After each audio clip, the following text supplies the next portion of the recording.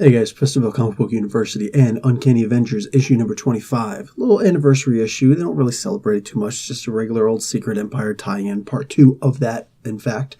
And this is going to be continued in Secret Empire issue number 6, which is good because this is realistically the only comic book that we've got that's actually dealing with what's going on inside the Dark Force dimension besides the Doctor Strange comic, which, you know... Okay, so we technically got 2. But anyway, we need like 14 because there should be a whole lot going on in there that's just terrifying. But whatever, it is what it is. In the meantime, we saw that Dr. Voodoo had been taken over by this shadow parasite. So it's going nuts, and his spirit has actually been forcibly ejected. So he's stuck in astral form, and he goes inside Synapse. He asks for permission first. I mean, he's not a jerk. So, you know, she says, yeah, sure. Okay. Like, she's a little bit freaked out, and I can't blame her. Human Torch and Wasp are just firing everything that they got to try and get as many of these things back. We see that Scorpia and the Shocker are off with Rogue, who's kind of separated from the rest of the group, and they're fighting. There's a lot of funny stuff going on. It's like, why don't you use that electricity of yours? And Shocker's like, says to Scorpia, listen, man, I've told you a lot of times, it is not electricity. It's actually just vibrations that I'm shooting out really fast. She's like, well, why don't you call yourself the Vibrate? And he's like, okay, just stop right there. Yeah, good. Good jokes. So we see the writer has jokes. I likes it. Anyway, by the way, you guys can check out my Shocker explained in a minute.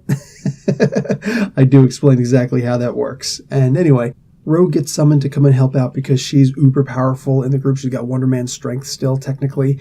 And she comes in and she attacks this thing, football tackles it, and it fights back. It actually shoots out the little parasite thing from the mouth, and they're yelling at her, pull it out. She's like, it's gonna hurt. It's like, just pull it out anyway. So pulls it out, and yeah, a lot of pain, but it does get destroyed.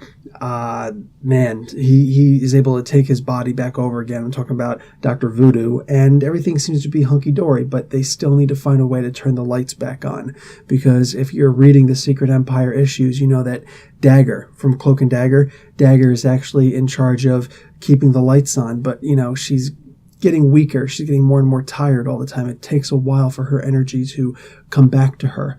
So she can only light the city for but so long, at a time. And yeah, when the lights are on, everybody's safe. But when they're not on, that's when the monsters come out. Dark Force Dimension, baby. That's what it is.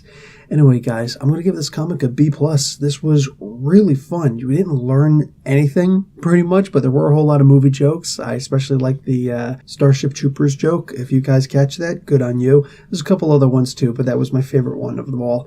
Anyway, next issue, we're going to see the Scarlet Witch comes back to the team, but as the Chthon entity, they just got finished dealing with one possessed teammate. I wonder if they're the ones who can break her free, Scarlet Witch, out of the Chthon possession. He's a little bit more powerful than a regular old shadow parasite, but we'll see. Anyway, guys, Professor Bell, Comic Book University. Class dismissed.